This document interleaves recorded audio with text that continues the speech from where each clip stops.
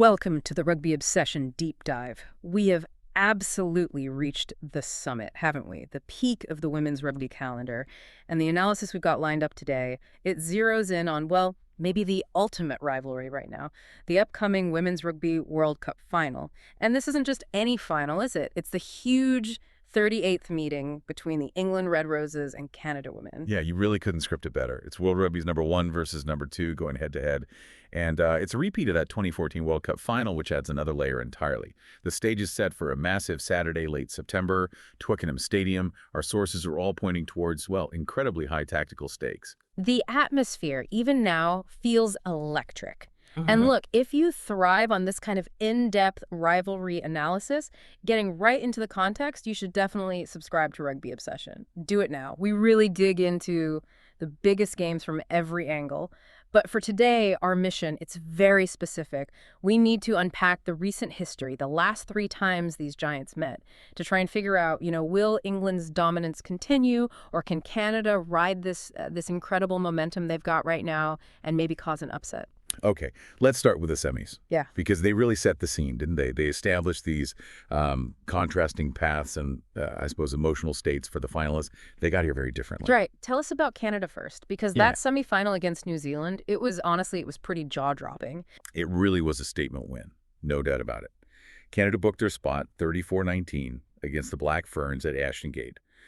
But the key thing from the analysis is how they did it, especially that first half, the pace, the aggression. They basically built a lead they just wouldn't relinquish, controlled the breakdown, exploited space really well. It wasn't just about power. It was tactically smart. They really disrupted New Zealand's usual flow. That performance screams confidence. Okay, now contrast that with the world #1, England. The sources we looked at, they were a bit more maybe measured about their route, mentioning that the Red Roses had to labor past France even though they won 35-17. I mean, 35-17, that looks pretty comfortable on paper. So what does labor actually tell us here? Well, it suggests it wasn't easy going, that they met some serious resistance. Sure, England's set piece, especially later on, was dominant as usual, but the French defense, particularly in midfield, was apparently very disciplined. They forced England into kicking battles early on, maybe more than England would have liked. The Red Roses didn't look quite as fluid as we sometimes see them. They had to kind of grind it out, rely on individual moments of class and sheer physicality to break France down, rather than just that seamless system clicking. And those individual moments, they certainly came through. Meg Jones was reportedly outstanding, really driving the attack, which obviously helped Ellie Kildunne get over the line twice. Jones's form is just, well, pivotal right now, especially with that joint nomination for World Rugby Women's 15s Player of the Year. Exactly. And that nomination itself speaks volumes about this final, doesn't it? Because Jones is up against Canada's captain, the powerhouse Sophie Goede. You're talking about 2 players who are just fundamental to everything their teams do. Strategy, spirit, everything. Goede brings that relentless go forward, the smart decisions. Jones is the creative spark for England. So the final isn't just England versus Canada. It's also a fascinating clash between these 2 leaders. Yeah, absolutely. And we have to acknowledge the depth England has too. Players like Sarah Byrne. She can change a game at the scrum or, rampaging in the loose. But before we dive really deep into the head-to-heads, there's one other bit of big news, sort of setting the standard for excellence right now. Oh, definitely. The women's game is just flying, isn't it? The standard keeps going up. And that was highlighted this week with Portia Woodman-Wycliffe, the New Zealand superstar, getting the first ever Rugby Pass Women's Top 50 award, which is fantastic recognition for her, obviously, a player who's consistently just set the benchmark. It kind of shows the incredible level that England and Canada are now fighting to reach or perhaps claim in this final. Sets the stage perfectly, yeah. Let's get into that recent history. England leads the overall head-to-head, clearly. But these last 3 games, they probably tell us more about where things stand right now than, the previous 30-odd combined. Let's start with the most recent one, the 2024 WXV1 decider in Vancouver.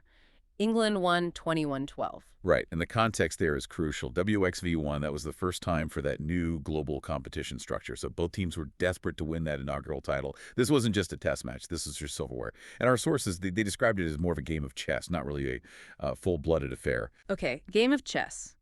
That suggests kicking, territory, maybe penalties playing a big part. Is that how it played out? Pretty much, yeah. Very tight, very tactical. Canada actually started really fast. Justine Pelletier scored in just the 4th minute, put England under pressure straight away, but then for the next, half hour or so, it was a real arm wrestle. Kicking for position, tough defense. England only got their noses in front just before halftime, Maud Muir scoring. And it was converted. It showed England's patience, I think, taking points when they could and not forcing things. And that patience worked out. In the second half, they managed to stay ahead. They did. Sarah Byrne got that important try. But Canada, they stayed in the fight right until the end. Yeah, the analysis pointed out that Canada kept trying to find a way back. Alex Tessier got a score, I believe, but England just managed the game really well. They kept their composure. And then Zoe Oldcroft scoring right on 80 minutes, that sealed it. So it wasn't a flashy win. It was tactical, won through control and not panicking. It showed England knows how to win those tight ones, how to stifle Canada. Okay, let's rewind a bit further then to a completely different kind of encounter. Late 2023, England hammered Canada 45-12 in a WXV1 match. I mean, hammered is probably the right word there. That's a big scoreline, and psychologically, that's got to be significant in this rivalry. Oh, absolutely. This game is probably the clearest example of just how devastatingly efficient that English system can be when it clicks. They were under Louis Deakin as interim coach then, and they were just relentless, chasing that first WXV1 title. And the standout stat, the one that everyone remembers, is Lark Atkin-Davies scoring a quartet of tries. 4 tries. 4 tries for a hooker. What does that tell us, practically speaking? Just unstoppable rolling maul. It tells us 2 key things, really. First, their lineout was functioning perfectly. Just absolute precision there. And second, that relentless commitment to keeping the ball and driving when they get close to the try line. You know, when England get inside the opposition's 5-meter line, that mauls is just incredibly difficult to stop legally. And Atkin-Davies was the main beneficiary of that, systemic power. Ellie Kildunne scored early too, opened the floodgates, really. And after that, it just felt like constant pressure. And Canada, they barely got a look in, did they? The sources called their tries from Emily Tutosi and Paige Ferry's minor speed bumps. Pretty much, yeah. England just had an answer for everything. Jess Breach scored. Claudia MacDonald, who's MacDonald Maloney now, of course, she scored too. It was just the ultimate display of England's power, their calculated, systematic approach. And that result, that 45-12, it makes Simon Middleton's recent comments about Canada's current form even more interesting, doesn't it? Exactly. Because England can dismantle this Canadian side. They've proved it very recently. When that Red Roses machine is fully firing, it's, formidable. Just pausing here for a moment, if you're finding this deep dive useful, getting into the tactics and the history between the Red Roses and Canada, please do hit subscribe on Rugby Obsession. It really helps us keep bringing you this kind of detailed analysis. Right, so let's cover that third recent game. Because this one happened just a week before that 45-12 demolition. Yeah. And maybe, just maybe, this match tells us more about Canada's mindset right now. Ah, yes. So the week before the big loss, Canada had already lost 50-24, a heavy defeat. But then in this next game, which they lost 29-12, the sources called it a remarkable show of resilience. And crucially, they were down to 14 players really early on. That's a huge turnaround in character in just 7 days. It absolutely shows their character, their grit. Canada faced, the toughest situation imaginable, really. Gabriel Santek got sent off for a high tackle only 17 minutes in, playing for over an hour against the best team in the world with 1 player fewer. Usually that leads to the floodgates opening completely, but Canada just dug in. They refused to fold. How did they stem the tide? Because England had already scored through Marley Packer and MacDonald before the red card. Well, the report suggests Canada just tightened everything up defensively. They became incredibly resolute, forced England to try and go wide more, maybe introduced a few more errors that way. And here's the key thing. Even with 14 players, they scored twice themselves. Sarah Svoboda and Taylor Perry both got tries for Canada. It proved they could still strike, still take chances, even when they were under immense pressure, capitalizing on maybe a brief lapse or a set-piece win. So even though it was another loss on the scoreboard, that match really highlighted their mental fortitude, their ability to adapt under fire. England did pull away eventually, didn't they? Amber Reid and Breach scoring in the second half. But Canada proved something there, didn't they? That they can withstand serious heat and still land punches. That resilience could be vital for Twickenham. Definitely. And what's so interesting now is you have this full picture from the last year or so. England winning tactically. England winning through sheer dominance. And England winning against fierce resilience. They seem to have an answer for everything Canada's thrown at them recently. However, Canada's form right now, particularly that semifinal win against New Zealand, It throws a bit of a spanner in the works, doesn't it? It makes you question those previous results. Yeah, it's the perfect setup for the final, really. But hang on, before we fully get into the implications, just a quick note on the officiating history being made. Holly Davidson. She's set to become the first referee ever to take charge of 2 Women's Rugby World Cup finals. That's quite something. It is. Shows her consistency at the highest level. Yeah. A huge occasion deserves the best officials. Okay, so if we tie all these threads together, the history, the recent results, the current form, what's the takeaway? England's clearly won the last 3. The historical record favors them heavily. But then you look at someone like Simon Middleton, former England coach, right?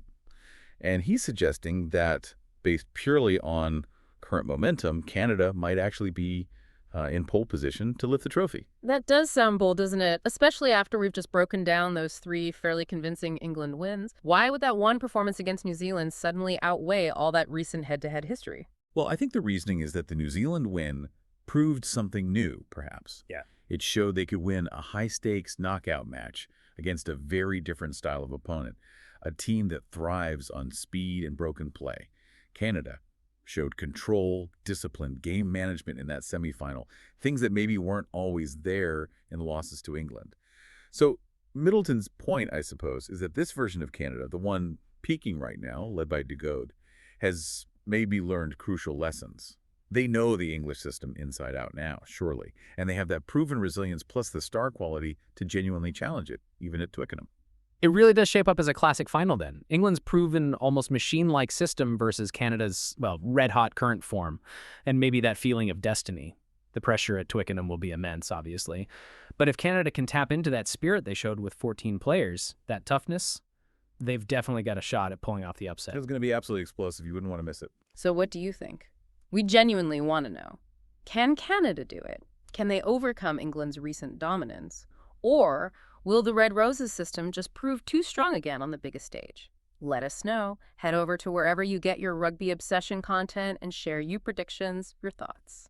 It's a fantastic way to cap off what's been an incredible tournament. Couldn't agree more. So, just to recap the excitement. World number 1 against world number 2. Their 38th battle, the trophy on the line. And while, yes, recent history points towards England, Canada's stunning semifinal performance makes them a massive, genuine threat. They are absolutely gunning for glory with real momentum. Thank you for listening to the Rugby Obsession Deep Dive.